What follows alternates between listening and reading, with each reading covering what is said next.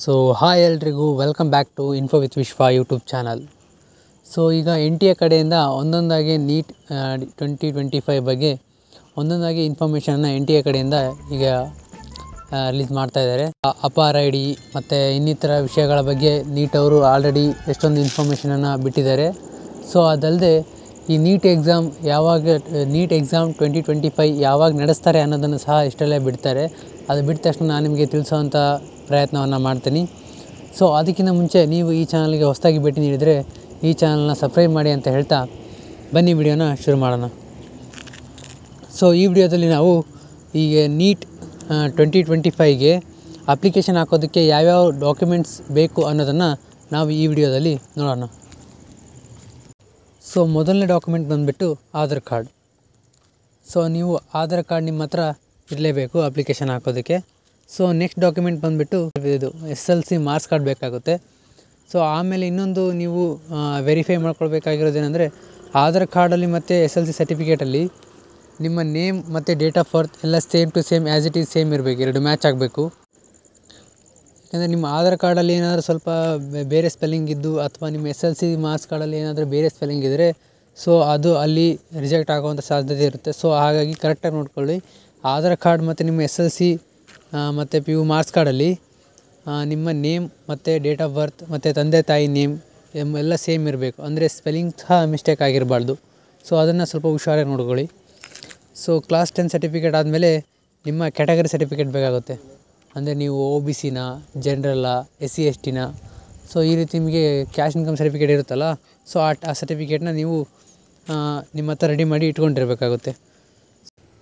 So next certificate ಬಂದು identity ಪ್ರೂಫನ್ನು ನೀವು ನೀಡಬೇಕಾಗುತ್ತೆ. So ಈ ಐಡೆಂಟಿಟಿ ಪ್ರೂಫಿಗೆ ನೀವು ಆಧಾರ್ ಕಾರ್ಡ್ ಆದರೂ ನೀಡ್ಬೋದು ಅಥವಾ ಜನರಲಾಗಿ ಎಲ್ಲ ನೀವು ಆಧಾರ್ ಕಾರ್ಡನ್ನೇ ಸಹ ಇದಕ್ಕೆ ಐಡೆಂಟಿಟಿ ಪ್ರೂಫಾಗಿ ಸಹ ನೀಡ್ಬೋದು. ಸೊ ನೆಕ್ಸ್ಟು ನಿಮ್ಮ ಹತ್ರ ಪಾಸ್ಪೋರ್ಟ್ ಸೈಜ್ ಫೋಟೋಸ್ ಬೇಕಾಗುತ್ತೆ. ಮಿನಿಮಮ್ ಒಂದು 10 to 15 ಕಾಪೀಸ್ನ ಮಾಡ್ಕೊಂಡಿರಿ. ಸೊ ಅದು ನಿಮ್ಗೆ ಹೆಲ್ಪ್ ಆಗುತ್ತೆ.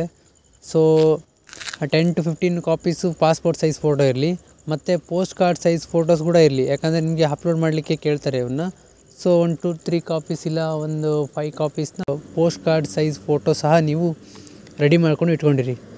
ಅದಾದಮೇಲೆ ಸಿಗ್ನೇಚರ್ ಆಫ್ ಕ್ಯಾಂಡಿಡೇಟ್, ಅಂದರೆ ನೀವು ಒಂದು ವೈಟ್ ಶೀಟಲ್ಲಿ ನೀವು ಸಿಗ್ನೇಚರನ್ನ ಮಾಡಿ ಆ ಸಿಗ್ನೇಚರ್ನ ಸ್ಕ್ಯಾನ್ ಮಾಡಿ ಇಟ್ಕೊಂಡಿರಿ.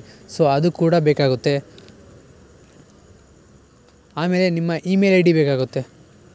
ಸೊ ನೀವು ರೆಗ್ಯುಲರಾಗಿ ಯೂಸ್ ಮಾಡ್ತಕ್ಕಂಥ ಇಮೇಲ್ ID ಕೊಡಿ. ಯಾಕಂದರೆ ಏನಾದರೂ ಈ CKEಯಿಂದ ಅಪ್ಡೇಟ್ ಬಂದರೆ ನಿಮಗೆ ಮೇಲ್ IDಗೆ ಬರೋದು.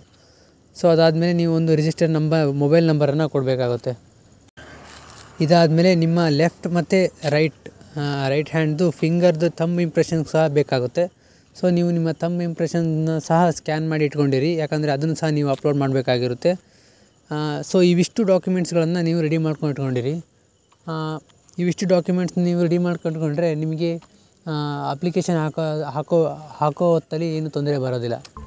ಸೊ ಇವಿಷ್ಟು ಆಲ್ಮೋಸ್ಟ್ KCETಗೂ ಸಹ ಇದೇ ಥರ ಈ ಸೇಮ್ ಡಾಕ್ಯುಮೆಂಟ್ಸೇ ಇರ್ತವೆ, ಏನೂ ಚೇಂಜ್ ಆಗೋದಿಲ್ಲ. ಅಕಸ್ಮಾತ್ ಏನಾದರೂ ಬೇರೆ ಡಾಕ್ಯುಮೆಂಟ್ಸ್ ಬೇಕಂದರೆ ನಾನು ನಿಮಗೆ ವಿಡಿಯೋ ಮಾಡಿ ತಿಳಿಸ್ತೀನಿ.